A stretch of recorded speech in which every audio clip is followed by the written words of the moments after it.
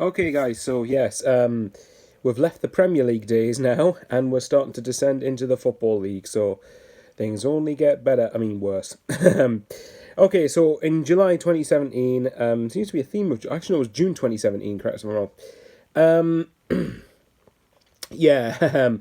Okay, so David Moyes, obviously, after one of the worst attempts at staying up in football history, he left Sunderland. It was a mutual consent and agreement. I think a lot of fans were delighted when they heard Moyes had left.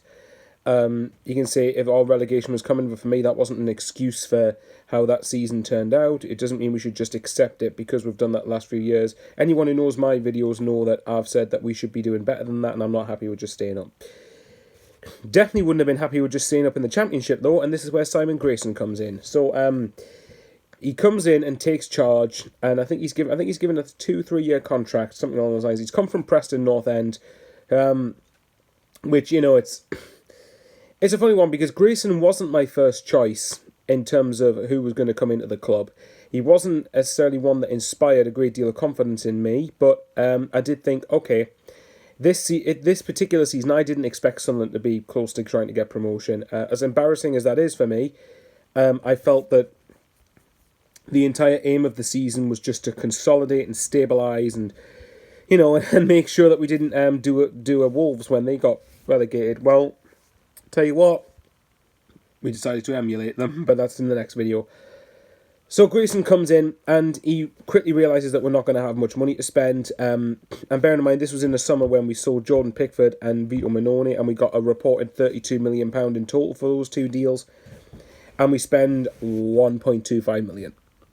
We spend £500k on James Vaughan, £500k on Jason Steele, and £250,000 on Aidan McGeady. And McGeady's the only one out of them three that was worth anything.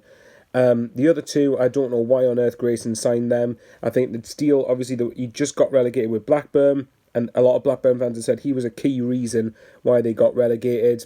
Then you had, the likes of James Vaughan, which I thought from the start wouldn't work, and I didn't want to be proven right, but ultimately as it progressed, Vaughan only scored twice. He scored against Hull and against Burton. Now, in terms of Grayson's tenure, he only scored one goal, which of course was that header against Hull at the KCOM Stadium. So the signings weren't exactly inspiring. We had to rely on a few freebies like Callum McManaman, Johnny Williams, Mark Wilson. There was a few of them. And you had Tyus Browning and Brendan Galloway. There was a number of players that we had to get for freebies and loans because that seemed to be all we could afford to do and all we could be bothered to do.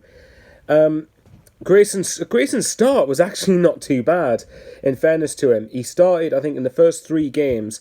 We drew 1-1 at home to Derby and then followed it up with 4 points away from home, winning 3-1 at Norwich and drawing 1-1 at Sheffield Wednesday, respectively. That was, and bearing in mind the previous season, Derby, Norwich and Sheffield Wed were in the top 6 mix, or at least close to the top 6. So, bear in mind, I was pretty content with those results. We had Leeds afterwards, which was the 2-0 defeat. Now, if you look at it, after those 4 games, when we got 5 points out of 12, I was disappointed because I wanted to reach at least half the points tally we could actually get.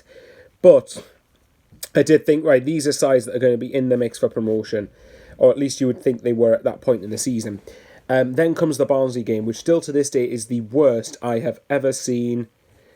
I'm literally still to this day think it is literally the worst game I've been to.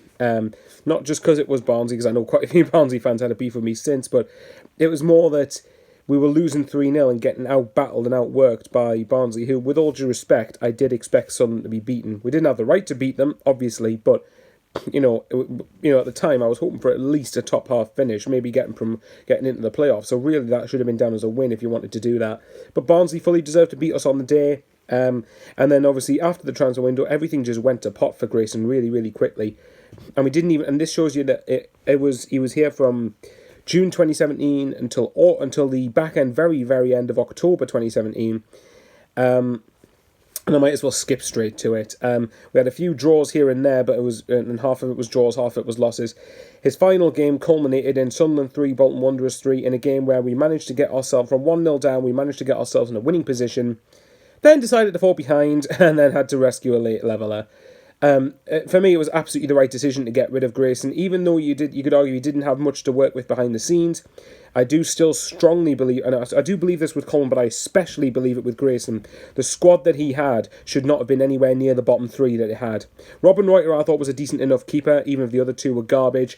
You've then got Adam Matthews, Tyus Browning, Lamine Coney, Brian Oviedo. You've got Lee Cattle, Didier Ndong, Johnny Williams, Aidan McGeady, Callum McManaman, Lewis Graben. You've got a host of players there that were definitely more than good enough for me to comfortably avoid being in the bottom three. So for me, absolutely bang on, absolutely the right decision to get rid of Grayson. Unfortunately, he seems to come across as he came across as a nice enough guy. He's definitely not the worst manager I've seen at Sunderland, but he's pretty darn close. And unfortunately, as much as it didn't work out for him, it was the right time to get rid of him.